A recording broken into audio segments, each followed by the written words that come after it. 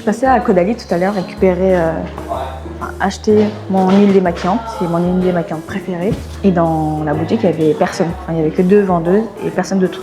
Et très gentille, très sympa, en plus très chaleureuse quoi. Donc je commence à demander les produits.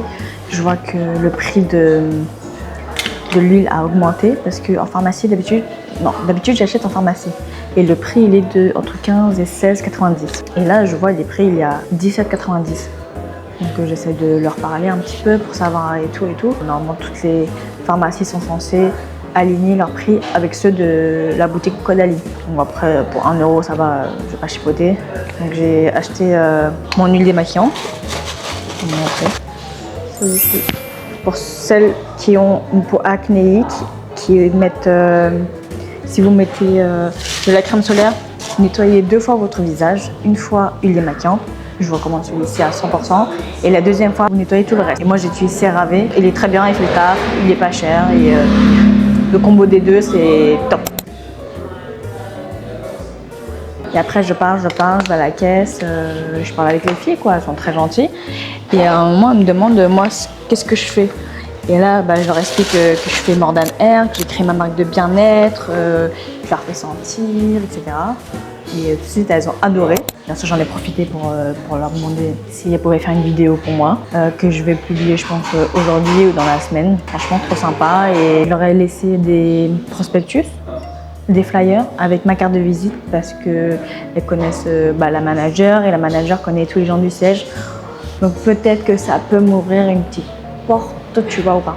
En vrai là j'ai pas le choix, il faut que vraiment que je me montre un maximum et ouvrir toutes les portes possibles. C'est sympa de parler avec des gens comme ça, qui sont curieuses et qui vont vraiment te soutenir et t'aider dans ton projet alors que tu les connais même pas.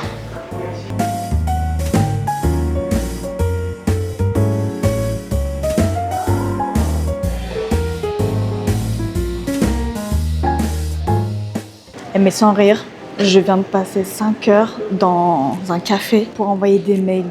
Et j'ai envoyé tellement de mails à toutes les pharmacies, je crois, de Paris. J'ai tellement mal au dos. En plus, quand t'envoies et que t'as pas de réponse derrière, en fait, c'est tellement démotivant.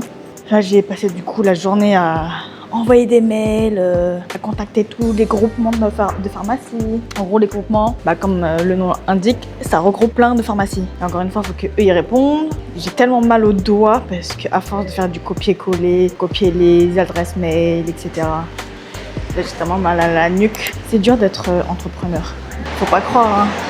Les entrepreneurs, je suis avec vous, c'est tellement dur. En fait, le plus dur, je pense, c'est de ne pas se décourager et d'arrêter là où c'est le plus dur. C'est le moment où tu te dis, vas-y, est-ce que j'arrête, je continue, est-ce que j'arrête, je continue.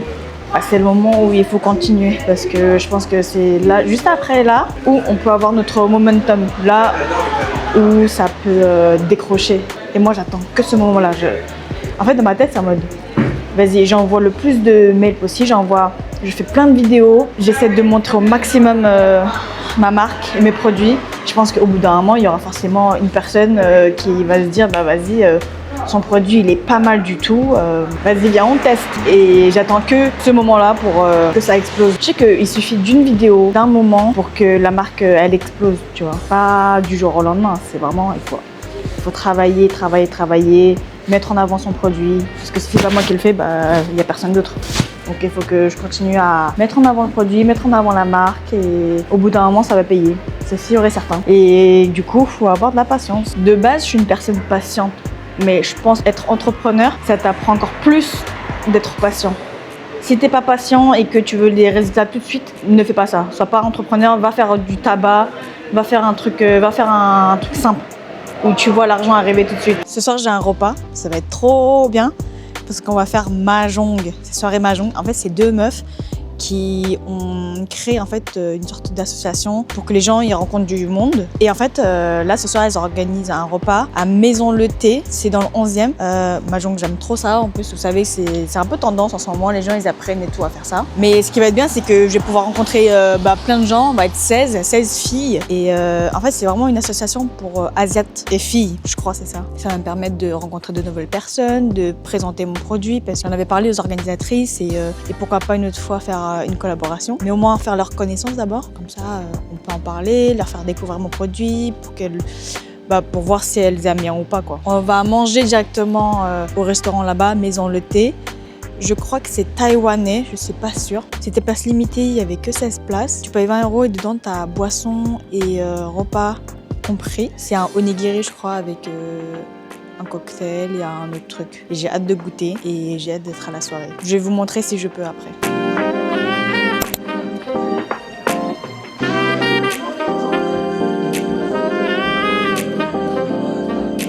On est quelques jours après la soirée Mahjong à Maison Le Thé. C'était très sympa.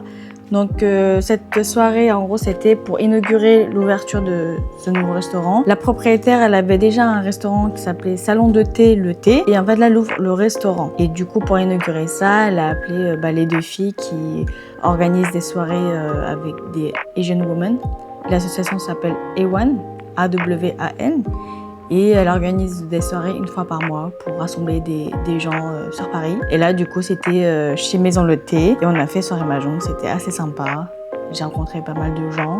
On était genre une quinzaine, 20. Du coup, quand on est arrivé, c'était assez calme. On s'est présenté, on a payé parce qu'on paye sur place. C'était pas un prépaiement. Après, dans le paiement, il y a la boisson, une boisson comprise et un repas. La boisson, j'ai pris un gin matcha. C'était pas mal du tout. Et ensuite, on a pu choisir. En gros, c'était des bento dans une assiette. Il y avait 2 onigiri avec soit du poulet frit, soit champignons frits. C'était bon, mais ça me calait pas, quoi. C'était comme un petit snack.